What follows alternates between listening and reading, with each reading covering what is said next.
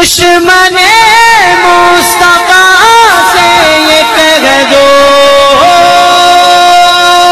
خیر چاہے تو ہم سے نہ الجھے۔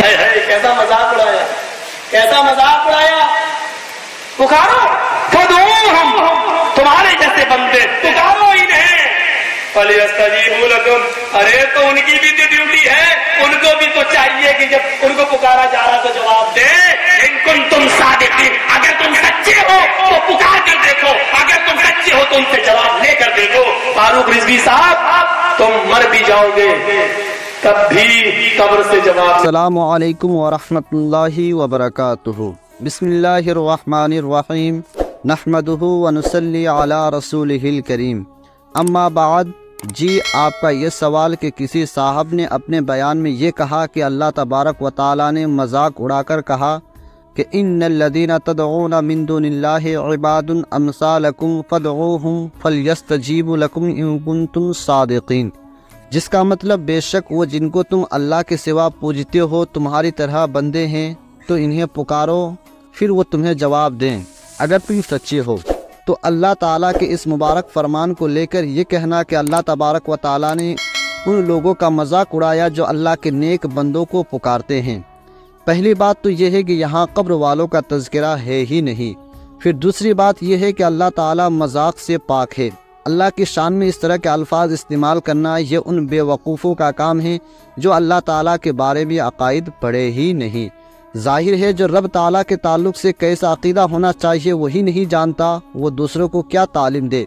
پھر تیسری بات یہ ہے کہ یہاں اللہ تبارک و تعالیٰ نے اللہ کے سوا جو دوسروں کی پوجا کرتے ہیں، جو بتوں کی پوجا کرتے ہیں، ان کا تذکرہ فرمایا کہ تم ان بتوں کو پکار کے دیکھو کہ وہ تمہیں اس کا جواب دیتے ہیں۔ پھر اس کے بعد والی آیت کریمہ آیت نمبر 195، الہم ارجل یمشون بہا ام لہم ایدی یبطشون بہا ام لہم اعین یبصرون بہا ام لہم آذان یسمعون بہا، کیا ان کے پاؤں ہیں جن سے چلے، یا ان کے ہاتھ ہیں جن سے گرفت کرے، یا ان کی آنکھیں ہیں جن سے دیکھے، یا ان کے کان ہیں جن سے سنے؟ تم فرماؤ قل ادعوا شرکاءکم ثم کیدوا فلا تنظرون، تم فرماؤ اے حبیب صلی اللہ علیہ وسلم یہ اپنے شریکوں کو پکارو اور مجھ پر داؤ چلاؤ اور مجھے مہلت نہ دو۔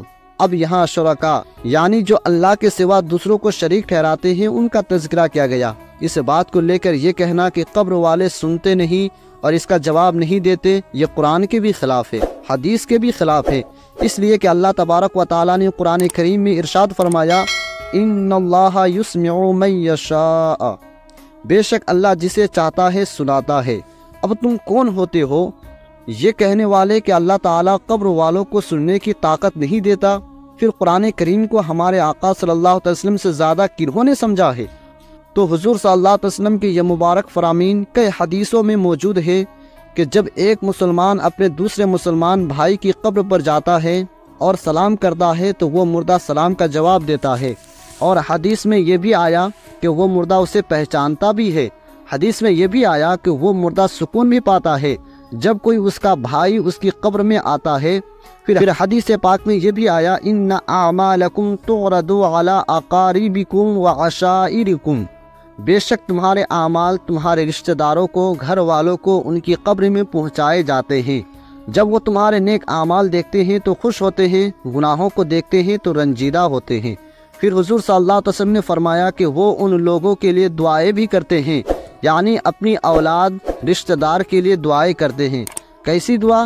اللہم لا تمتہم حتی تہدیہم کما ہدیتنا، یا اللہ جب تک ہدایت نہ دے تو انہیں موت نہ دینا جیسے تو نے ہمیں ہدایت دی۔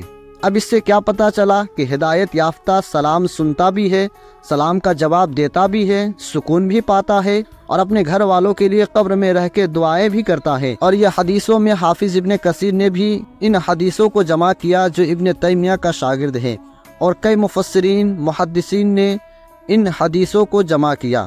تو اب حضور صلی اللہ علیہ وسلم کے فرامین کے مطابق قبر والے سنتے بھی ہیں، دعائیں بھی کرتے ہیں، اور تم کہتے ہو کہ اللہ تعالیٰ کا ولی نہ سنتا ہے نہ جواب دیتا ہے، تو ہم تمہاری بات کو سنیں یا ہمارے آقا صلی اللہ علیہ وسلم کی بات کو سنیں؟ اب جو اس نے یہ کہا کہ اللہ تعالیٰ نے مذاق اڑایا ہے، تو دراصل اللہ تعالیٰ تو مذاق سے پاک ہے، یہ جاہل خود اپنا مذاق بنا رہا ہے۔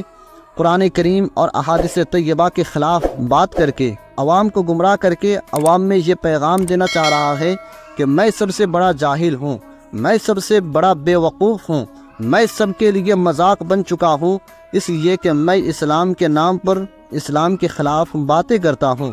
اللہ تعالیٰ ایسے کمینوں سے ہم سب کی حفاظت فرمائیں، آمین۔ غلامان احمد رضا ہے، کوئی بھی ہم سے جیتا نہیں۔